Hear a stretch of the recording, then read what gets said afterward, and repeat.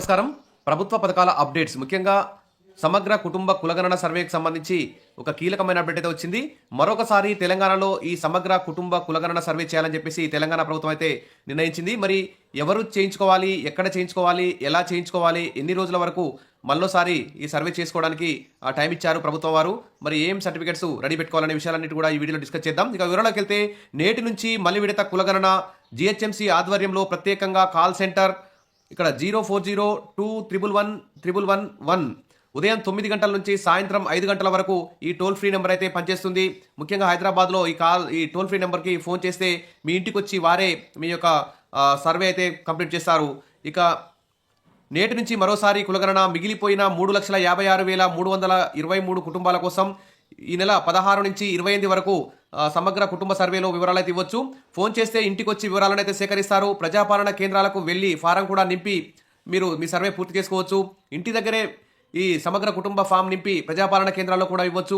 ఇక వెబ్సైట్లో కూడా సర్వే ఫామ్ డౌన్లోడ్ చేసుకొని మీరు ఇక్కడ కులగణన సర్వే అయితే కంప్లీట్ చేసుకోవచ్చు. దీనికి సంబంధించి రాష్ట్ర వ్యాప్తంగా ఒక టోల్ ఫ్రీ నెంబర్ కూడా ఇవ్వడం జరిగింది. ఈ 0402111111కి ప్రజలు ముందుగా రాష్ట్రంలోని ఏ ప్రాంతం నుంచైనా కాల్ చేసి కులగణనలో తమ వివరాలను పొందుపరచాలని కోరాలి. వెంటనే ఈ నెల 16 నుంచి 28 వరకు 9 గంటల నుంచి సాయంత్రం 5 గంటల మధ్యలో ఫోన్ కాల్ చేయాల్సి ఉంటుంది.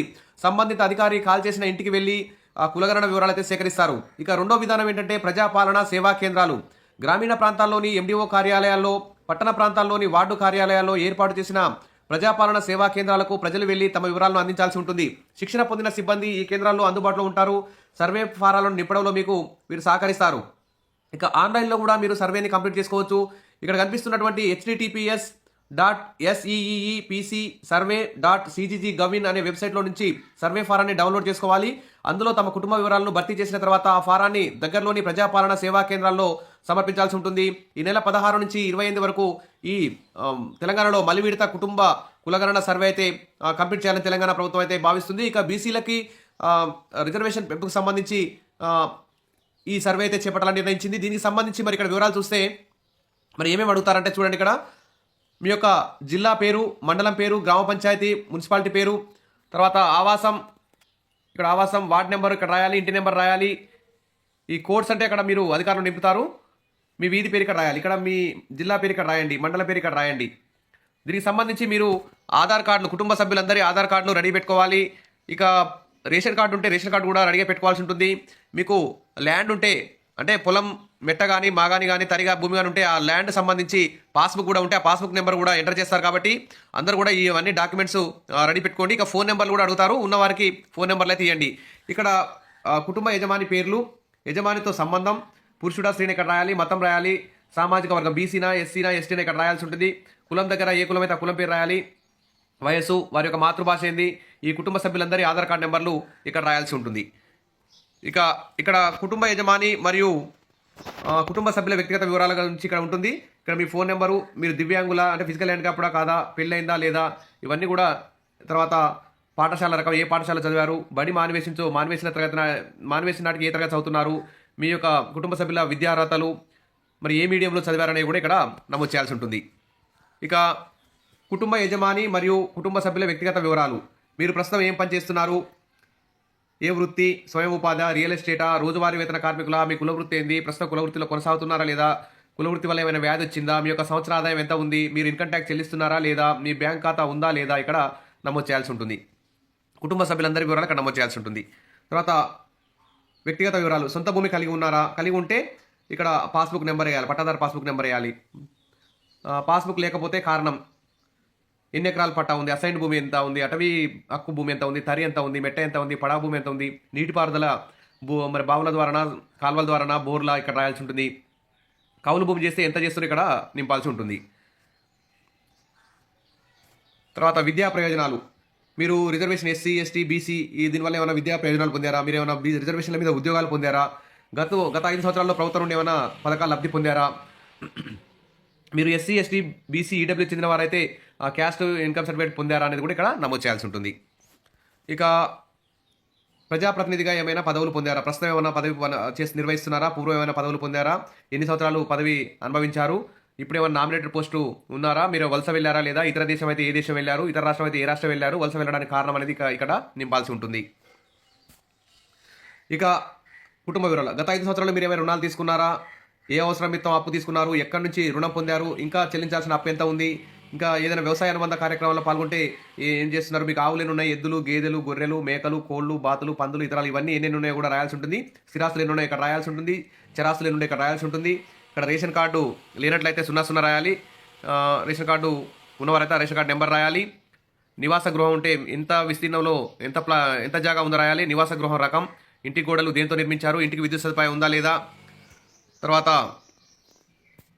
ఈ విధంగా అన్ని వంట కోసం మరి గ్యాస్ వాడుతురా, కట్లపై వాడుతురా, మీ నివాస గృహం ఉన్న ప్రాంతం గ్రామీణ ప్రాంతమా, మీ నివాస గృహం యొక్క యజమాన్య స్థితి సొంతమా, కిరాయికా రాయాలి. మీ ఇంటిలో నివాస గదుల సంఖ్య ఎన్ని ఉంటాయని రాయాలి. తాగునీటి వనరు బోరా, బావ్య, నల్లానా ఈ విధంగా రాయాలి. బాత్రూమ్ ఉందా లేదా రాయాలి. ఎవరైనా కులాంతర వివాహం చేసుకున్నారా లేదా అని ఇక్కడ రాయాలి. తర్వాత ఎటువంటి వివక్ష లేకుండా మసీదులకు, గుళ్లకు రాణిస్తున్నారా లేదా అనే విషయం కూడా ఇక్కడ రాయాలి. ఈ విధంగా ఈ ఫామ్ని అయితే నింపాల్సి ఉంటుంది. ఇక నింపిన తర్వాత ఈ ఫామ్ని మీ ఎంపీడీఓ ఆఫీస్లో కానీ, మీ గ్రామ కార్యదర్శి కానీ, మున్సిపాలిటీ వార్డుల్లో అయితే వార్డు ఆఫీసర్ కానీ ఇవ్వాల్సి ఉంటుంది, మున్సిపల్ కమిషనర్ కానీ ఇవ్వాల్సి ఉంటుంది. ఈ విధంగా మళ్ళీ విడత కులగణన అయితే ఇక జిహెచ్ఎంసీ పరిధిలో కానీ రాష్ట్ర వ్యాప్తంగా కానీ ఇక్కడ కనిపిస్తున్న 040211111కి ఉదయం 9 గంటల నుంచి సాయంత్రం 5 గంటల వరకు ఫోన్ చేసి మీ అడ్రస్ చెప్తే మీ ఇంటికే వచ్చి మీ సర్వేని కంప్లీట్ చేసుకొని వెళ్తారు. లేకుంటే మీరు ఫామ్ని వెబ్సైట్లో డౌన్లోడ్ చేసుకొని అక్కడ నింపొచ్చు. లేకుంటే ఎండిఓ ఆఫీస్కి వెళ్ళి అక్కడ మీకు శిక్షణ పొందిన అధికారులు ఉంటారు, వాళ్ళు అయినా మీ ఫామ్ నింపి అక్కడ సబ్మిట్ చేసే అవకాశం ఉంది. తర్వాత తద్వారా మిగిలిపోయిన 3,56,323 కుటుంబాల కోసం ఫిబ్రవరి 16 నుంచి 28 వరకు ఈ సర్వే అయితే చేపడుతున్నారు. మరి సమగ్ర సామాజిక, ఆర్థిక, విద్యా, ఉపాధి, రాజకీయ కులగణన సర్వే మరోసారి అయితే ప్రారంభం కానుంది ఈ రోజు నుంచి. గతంలో నిర్వహించిన సర్వే సందర్భంగా వివరాలు ఇవ్వని వారు, ఇండ్లకు తాళాలు వేసి వెళ్లిన వారి కోసం ప్రభుత్వం మరో అవకాశం కల్పించింది. ఇలా రెండోసారి అవకాశం ఇవ్వడం ద్వారా రాష్ట్రంలోని 100% జనాభాను కవర్ చేయాలని ప్రభుత్వం లక్ష్యంగా పెట్టుకుంది.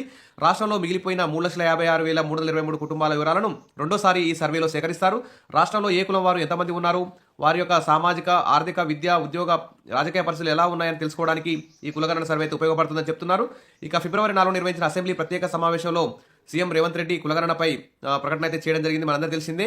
ఇంకా దాదాపు ప్రతిపక్షాలు అయితే ఇంకా చాలామంది మిగిలిపోయారని చెప్పేసి రాష్ట్రంలో ప్రతి ఒక్క వ్యక్తి కవర్ అయ్యేలా సర్వే ఉండాలని అభిప్రాయం వ్యక్తం కావడంతో కాబట్టి ఈ యొక్క రీసర్వేకి అయితే మళ్ళీ ఆదేశించారు.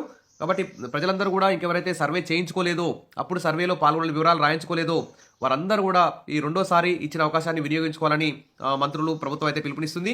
ఈ నెల 12న ముఖ్యమంత్రి రేవంత్ రెడ్డి అధ్యక్షతన అందుబాటులో ఉన్న మంత్రుల సమావేశం జరిగింది. మిగిలిపోయిన వారి కులగణనలకు తేదీలు అయితే నిర్ధారించారు. ఈ నెల 16 నుంచి 28 వరకు ఈ సర్వే అయితే చేపట్టబోతున్నారు. కాబట్టి అందరూ కూడా వివరాలు ఎవరైతే ఇవ్వలేదో వారందరూ కూడా వివరాలని ఇవ్వండి. ఇక్కడ ఫామ్ ఈ విధంగా ఉంటుంది, చూసుకోండి. ఇది ఫస్ట్ పేజీ. సెకండ్ పేజీలో ఈ వివరాలు రాయాల్సి ఉంటుంది. థర్డ్ పేజీలో ఈ వివరాలు ఉంటాయి. 4వ పేజీలో ఈ వివరాలు రాయాల్సి ఉంటుంది. 5వ పేజీలో ఈ వివరాలు రాయాల్సి ఉంటుంది.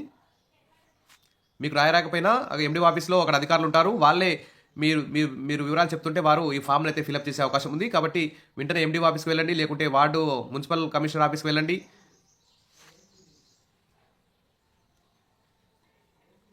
Next page. దాదాపు 75 ప్రశ్నలు ఉంటాయి. వీటన్నిటికి సంబంధించిన వివరాలు రాసి మీ సర్వే పూర్తి చేసుకోండి. ఎందుకంటే ఈ సర్వే భవిష్యత్తులో దీనికి చట్టబద్ధత కల్పించడానికి కూడా ఒక కమిషన్ కూడా వేస్తున్నారు.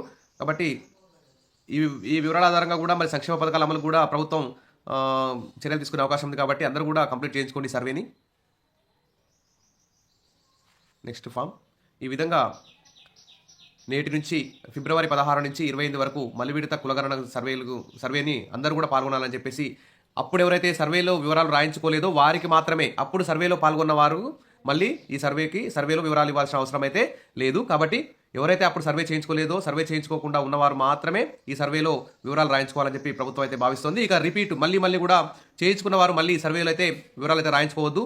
ఎందుకంటే ఈ సర్వే మొత్తం కూడా తప్పు అయిపోతుంది, మీది కూడా డబుల్ ఎంట్రీ అవుతుంది. కాబట్టి చేయించుకోని వారు మాత్రమే ఈ సర్వేలో పాల్గొనండి. Wish all the best. మరిన్ని అప్డేట్స్ కోసం మన ఛానల్ని ఫాలో అవుతుండండి, వీడియోస్ అయితే లైక్ చేస్తూ ఉండండి. Thank you.